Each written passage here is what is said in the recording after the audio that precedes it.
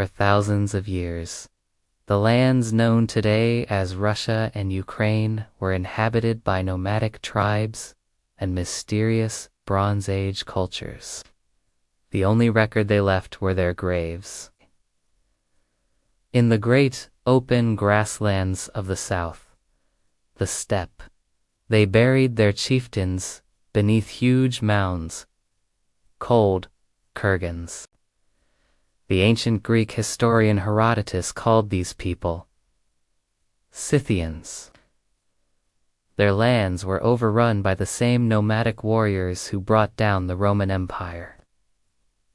The land was then settled by Slavs. They shared some language and culture, but were divided into many different tribes. Vikings from Scandinavia, known in the east as Varangians, rode up Russia's long rivers on daring raids and trading expeditions. According to legend, the East Slavs asked a Varangian chief named Rurik to be their prince. He accepted and made his capital at No. His dynasty, the Rurikides, would rule Russia for 700 years. His people called themselves the Rus and gave their name to the land. Rurik's successor Oleg captured Kiev, making it the capital of a new state, Kievan Rus. Seeking closer ties with the Byzantine Empire to the south, Vladimir the Great adopted their religion and converted to Orthodox Christianity. He is still venerated today as the man who brought Christianity to Ukraine and Russia. Yaroslav the Wise codified laws and conquered new lands.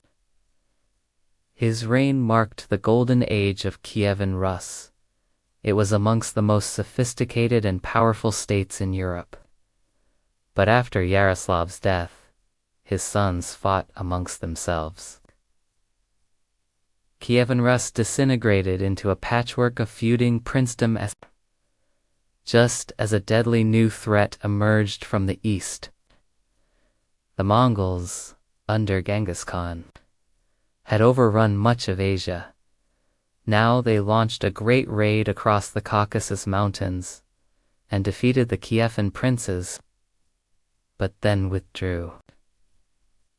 14 years later, the Mongols returned. A gigantic army led by Batua Khan overran the land. Cities that resisted were burnt, their people slaughtered. The city of Novgorod was spared because it submitted to the Mongols. Its prince, Alexander Nevsky, then saved the city again, defeating the Teutonic Knights at the Battle of the Ice, fought above a frozen lake. He remains one of Russia's most revered heroes. The Mongols ruled the land as conquerors. Their new empire was called the Golden Horde, ruled by a Khan from his new capital at Sarai. They were forced to pay tribute or suffered devastating reprisal raids. They called their oppressors Tatars. They lived under the Tatar yoke. Under Grand Prince Vasily III, Moscow continued to grow in size and power. His son, Ivan IV, was crowned the first Tsar of Russia. He would be remembered as Ivan the Terrible. Ivan conquered Tatar lands in Kazan, but was defeated in the Livonian War by Sweden and the Polish-Lithuanian Commonwealth. Ivan's modernizing reforms gave way to a reign of terror. Russia was still vulnerable. Raiders from the Crimean Khanate were able to burn Moscow itself. But the next year, Russian forces routed the Tatars at Malady. Cossacks now lived on the open steppe, a lawless region between three warring states. They were skilled horsemen who lived freely and were often recruited by Russia and Poland to fight as mercenaries. Ivan the Terrible's own son, the Tsarevich, fell victim to one of his father's violent rages, bludgeoned to death with the royal scepter. The Cossack adventurer Yermak Timofeyevich led the Russian conquest of Siberia, defeating Tatars and subjugating indigenous tribes. In the north, Arkhangelsk was founded. For the time being, Russia's only seaport linking it to Western Europe, though it was icebound in winter. Ivan the Terrible was succeeded by his son Fyodor I, who died childless. It was the end of the Rurikid dynasty. Ivan's advisor Boris Godunov became Tsar, but after his sudden death, his widow and teenage son were brutally murdered, and the throne seized by an impostor claiming to be Ivan the Terrible's son. He, too, was soon murdered. Russia slid into anarchy, the so-called time of troubles. Rebels and foreign armies laid waste to the land, and the population was decimated by famine and plague. Polish troops occupied Moscow. Swedish troops seized Novgorod.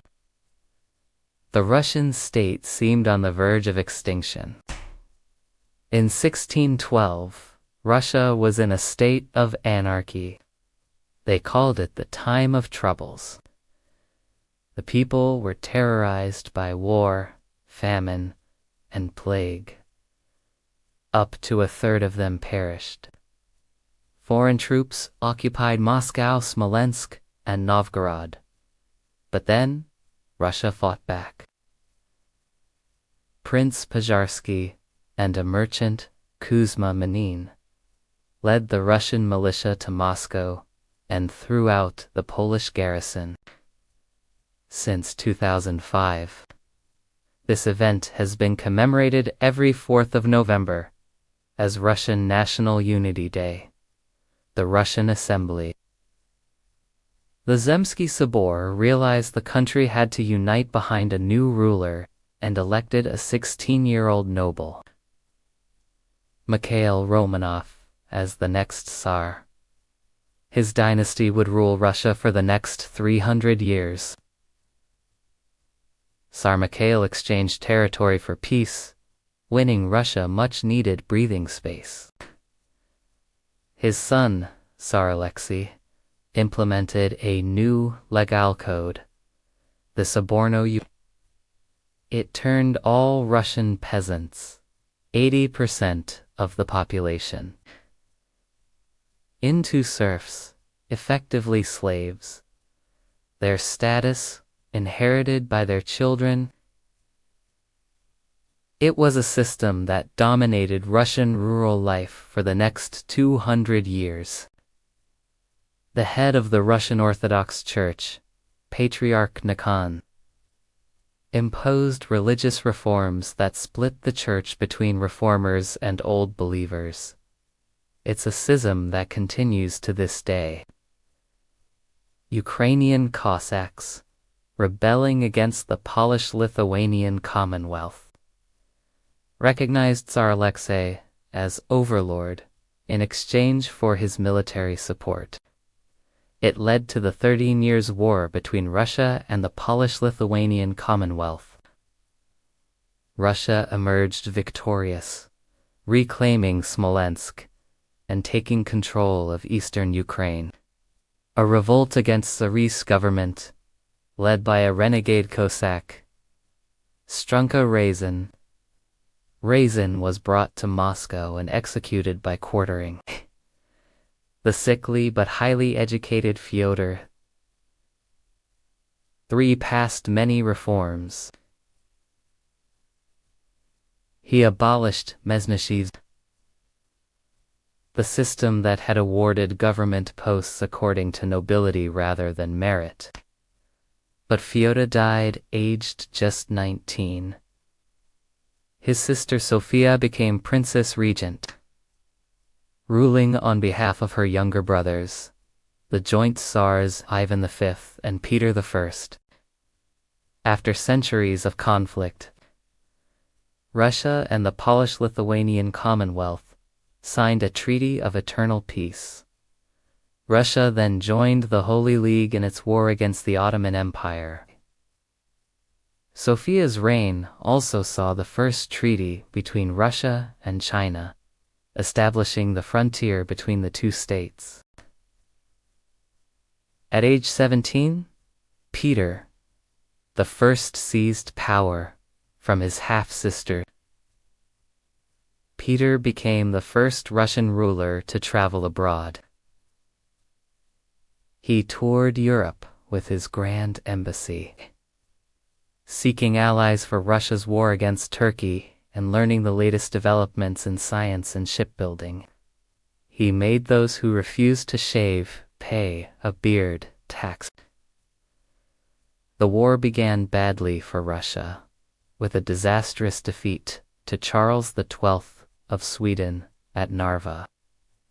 Russia's second largest city among coastal marshes was a remarkable achievement, though it cost the lives of many thousands of serfs.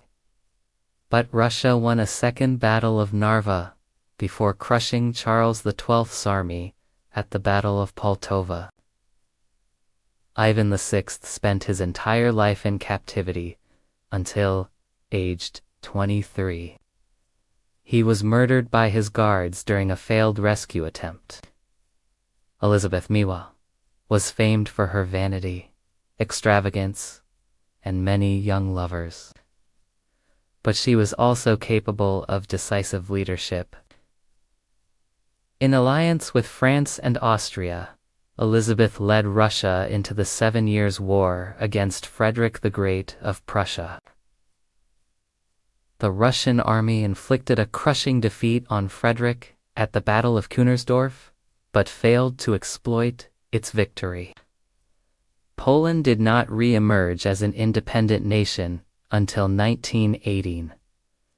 Russia inherited a large Jewish population from Poland, who, Catherine decreed, could live only. Peter built the first Russian navy, reformed the army and government, and promoted industry. It would remain the monarch's official residence right up until the Russian Revolution of 1917. 3 was Peter the Great's grandson by his elder daughter Anna Petrovna, who died as a consequence of childbirth. Raised in Denmark, Peter spoke hardly any Russian and greatly admired Russia's enemy, Frederick the Great. So he had Russia swap sides in the 7 Years' War, saving Frederick from almost certain defeat. Peter's actions angered many army officers, and he'd always been despised by his German wife Catherine. Together they deposed Peter III, who died a week later in suspicious circumstances. His wife Catherine became Empress of Russia. Her reign would be remembered as one of Russia's most glorious. The war against Turkey was successfully concluded by the Treaty of Constantinople.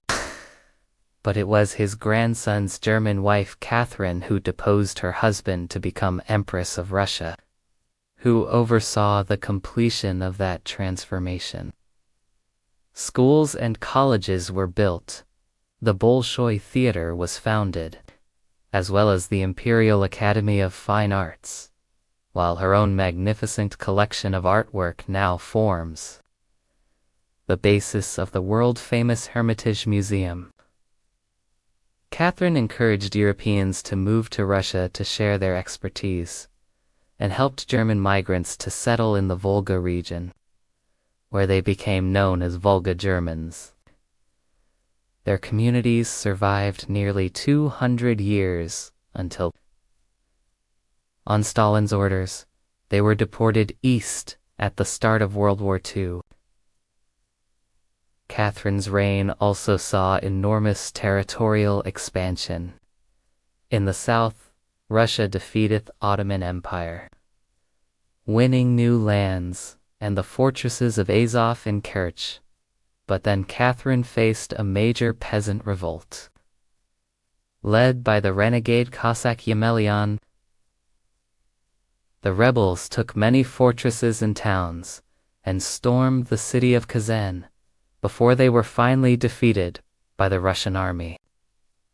Catherine then forcibly incorporated the Zaporizhian Cossacks into the Russian Empire and annexed the Crimean Khanate, a thorn in Russia's side for 300 years.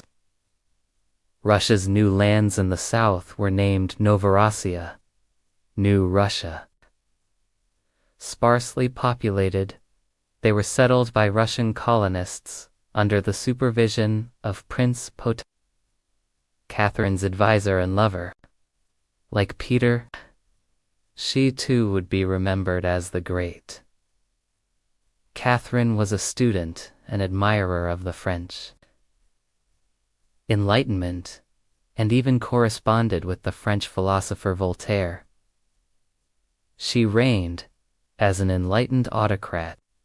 Her power was unchecked, but she pursued ideals of reason, tolerance, and progress. Russia gained Azov from Turkey's ally, the Crimean Khanate, and with it, a foothold on the Black Sea. Peter made many reforms, seeking to turn Russia into a modern European state. He demanded Russian nobles dress and behave like Europeans. In the Great Northern War, Russia, Poland, Lithuania, and Denmark took on the dominant power in the Baltic, Sweden. On the Baltic coast, Peter completed construction of a new capital, St. Petersburg. The Great Northern War ended with the Treaty of Nijmegen. Russia's gains at Sweden's expense made it the new dominant Baltic power. For years ere his death, Peter was declared Peter the Great, father of his country. Peter was succeeded by his wife Catherine. Then his grandson Peter II, who died of smallpox, aged just 14. Empress Anna Ivanovna, daughter of Peter the Great's half-brother Ivan V, was famed for her decadence and the influence of her German lover Ernst Byron. During Anna's reign, led the first expedition to chart the coast of Alaska.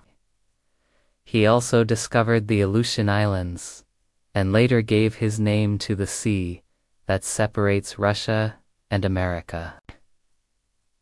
After Anna's death, her infant grandnephew, Ivan VI, was deposed by Peter the Great's daughter, Elizabeth. Meanwhile, in St. Petersburg, the Winter Palace was completed at vast expense. In the early 1700s, Peter the Great's reforms put Russia on the path to becoming a great European power. Catherine became a great patron of the arts and learning. The Polish-Lithuanian Commonwealth, exhausted by war and at the mercy of its neighbors, was carved up in a series of partitions, with Russia taking the lion's share. Poland did not re-emerge as an independent nation until 1918. Russia inherited a large Jewish population from Poland, who, Catherine decreed, could live only in the so-called Pale of Settlement.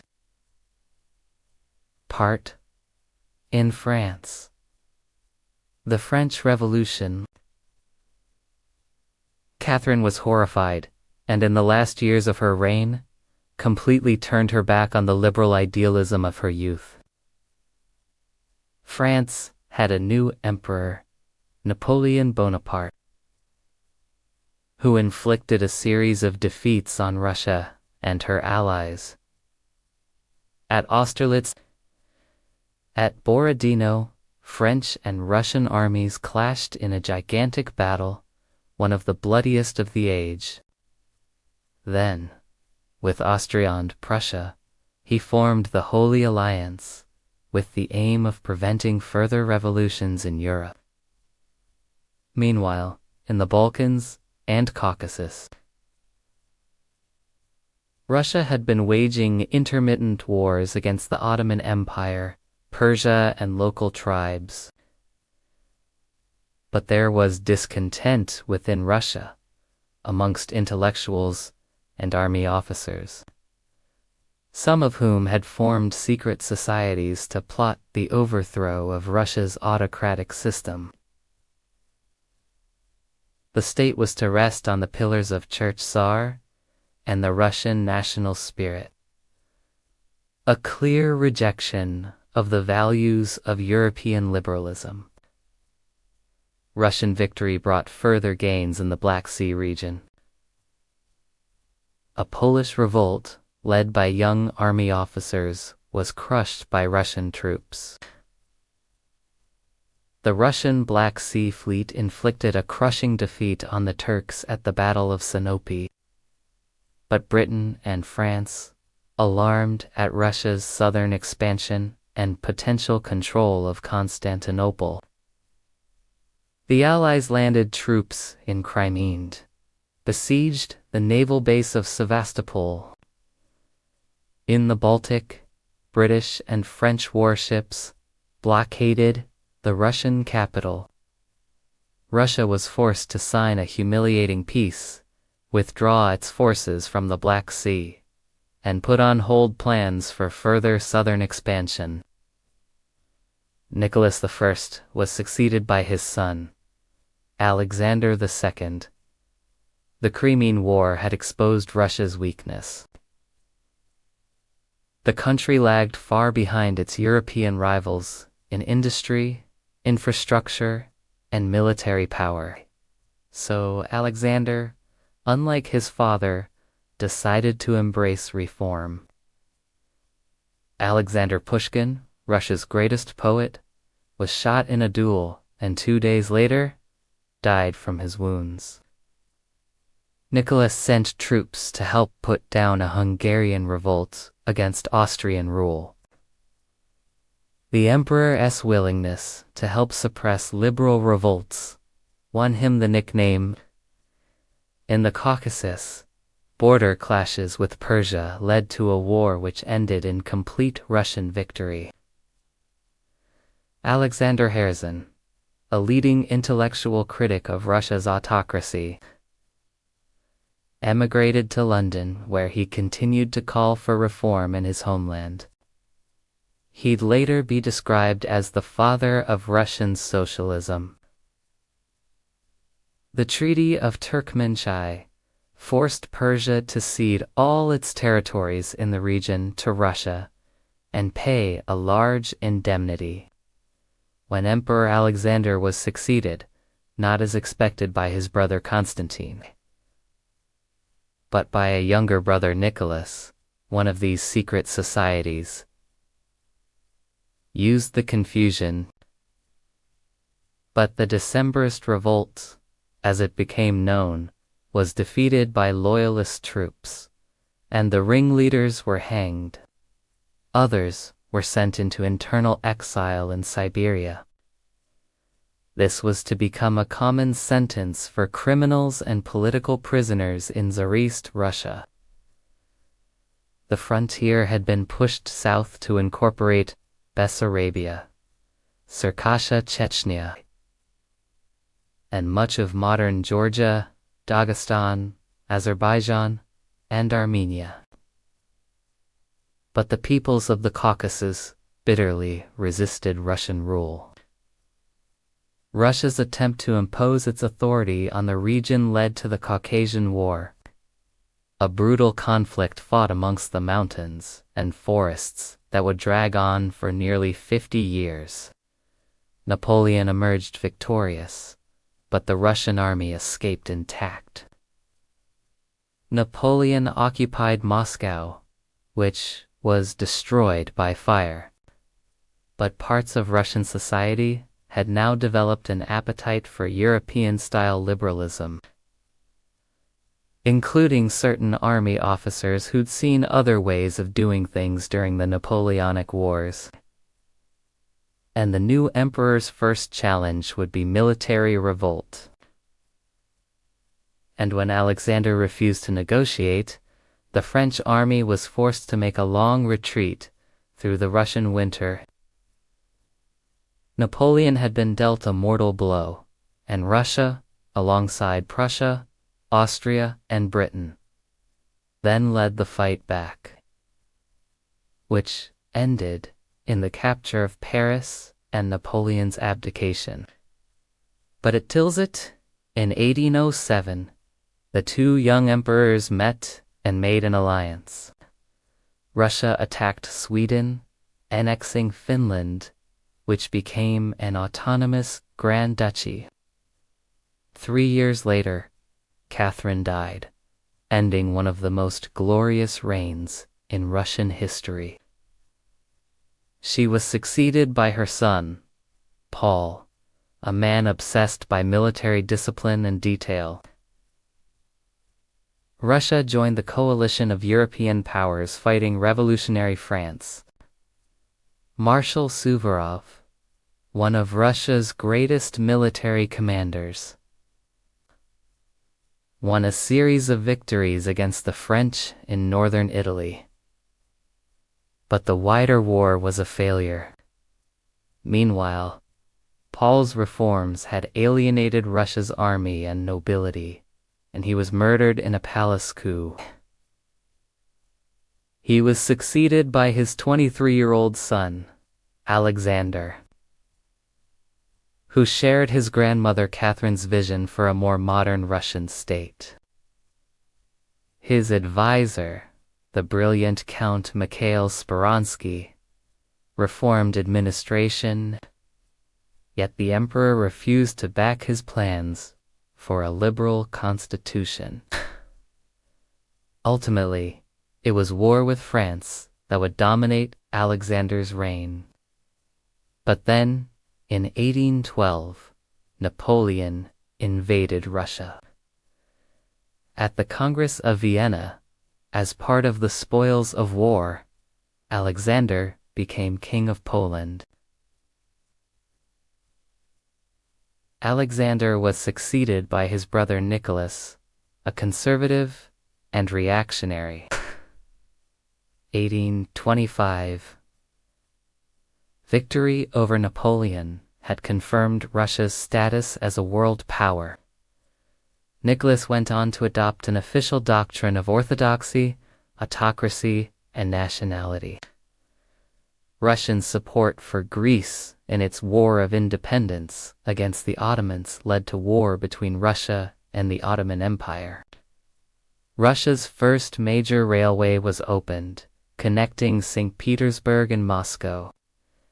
The Ottoman Empire, now known as the sick man of Europe, reacted to further Russian provocations by declaring war.